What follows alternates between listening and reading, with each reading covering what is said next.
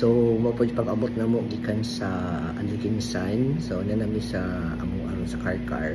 Then ligri kaayo di ay share na ko ang katong bouquet ni Leia kahapon. Katawa jud ko okay na laos man wala man mo nadala sa koan sa amo ang dinner date gabi.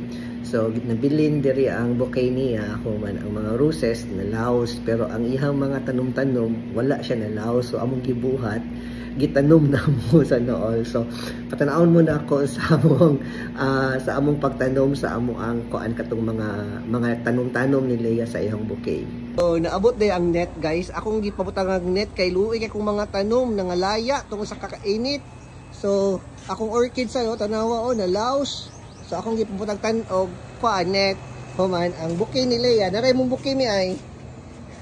Nara akong giugsok ng San Francisco na pa giugsok na nako og kani ay. So mo ni nasa bouquet ni Leia malangkan ni. Gikan ako script nako. Paman mo ni siya akong gumamay lang pinalit ang cuttings, nice kaayo, buhi ra. Man. Ambot unsa na siya?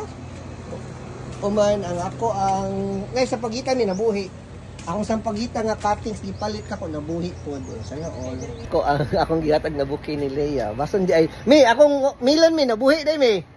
So nako gitanom di ay among melon pag New Year nabuhi. So no tanaw akong ibutang sa mong kaa. Sa Palmira. Tanawa nabuhi akong melon. So na all nabuhi green thumb na ko ron. Kung ni Leia yung roses, ambot ka mabuhi baka na. Bahala na siya diha.